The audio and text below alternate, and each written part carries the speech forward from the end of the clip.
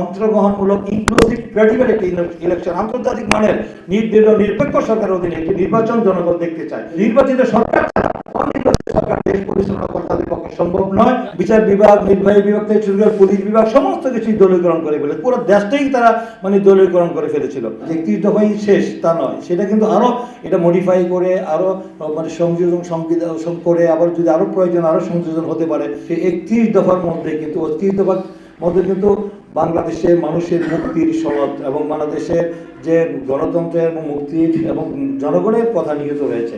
এটা বাংলাদেশ সৃষ্টি হওয়ার পর কোনো রাজনৈতিক দল বা কোনো সরকার 31 দফার রূপরেখা এবং রাষ্ট্র সংস্কারের কোনো রূপরেখা তারা কেউ দিতে পারেনি। সেটাই প্রথম আমাদের নেতা বিএনপির চেয়ারম্যান, আমাদের প্রিয় নেতা তারেক রহমান, তিনি কিন্তু উদ্যোগ নিয়েছেন। উদ্যোগ নিয়ে সবার সাথে আলোচনা করে সেই 31 দফা তিনি প্রণয়ন করেছেন।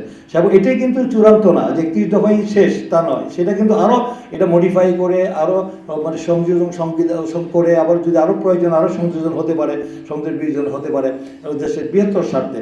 2008 থেকে যদি আপনি হিসাব করেন তাহলে 2025 কত বছর হলো?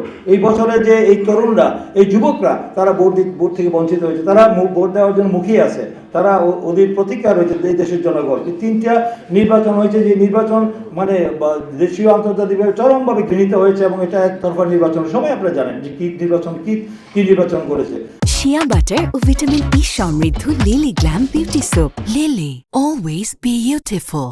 2014 সালের নির্বাচন দেখেছি যে 154টি বিনা ভোটে নির্বাচিত হয়েছে। 2018 সালে দেখেছি দিনের ভোট রাতে করা হয়েছে। সেটা বিশ্বব্যাপী সেটা হয়েছে, প্রচার হয়েছে।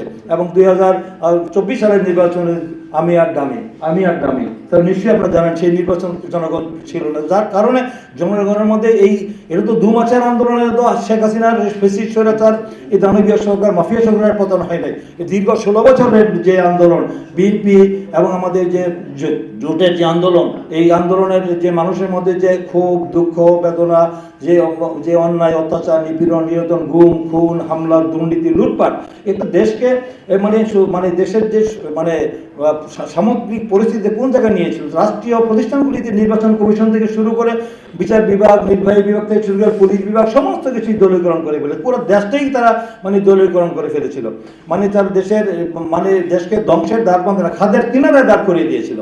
আপনারা দেখেছেন যে অর্থনৈতিকভাবে দেশকে পঙ্গু করা কি একটা দেশকে এখনো টিকে আছে, সেটা অবাক মনে হয় যে আল্লাহর বিশেষ রহমত ছাড়া যে দেশের 27 লক্ষ কোটি টাকা শেখ হাসিনা বিদেশে প্রচার করেছে। এটা আমার কথা না, এটা বংশ জাতীয় পত্রিকা। সংবিধানের সাথে অনুচ্ছেদে এই রাষ্ট্রের মালিক, এই ভূখণ্ডের মালিক দেশের জনগণ। তাই জনগণের সরকার জনগণের হাতে বুঝিয়ে দেওয়ার জন্য অনতিবিলম্বে একটি অবাধ, সুষ্ঠু, গ্রহণযোগ্য, অংশগ্রহণমূলক ইনক্লুসিভ ক্রেডিবল একটি ইলেকশন, আন্তর্জাতিক মানের নিরপেক্ষ সরকারের অধীনে একটি নির্বাচন জনগণ দেখতে চায়। সেই নির্বাচন যত প্রলম্বিত হবে, ততই সংকট হবে।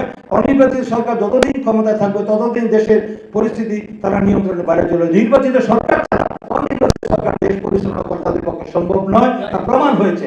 তাই আজকে দেখতে পারি বিভিন্ন সময় আইন শৃঙ্খলা পরিস্থিতি, দ্রব্যমূল্য এখনো নিয়ন্ত্রণ হচ্ছে না, এখনো দৌরাত্ম্য দেখতে পাচ্ছি, এখনো সেই সরকারের পতিত দোসররা, সেই দালালরা এখনো প্রশাসনের বিভিন্ন কি পয়েন্টে গাপটি মেরে বসে আছে।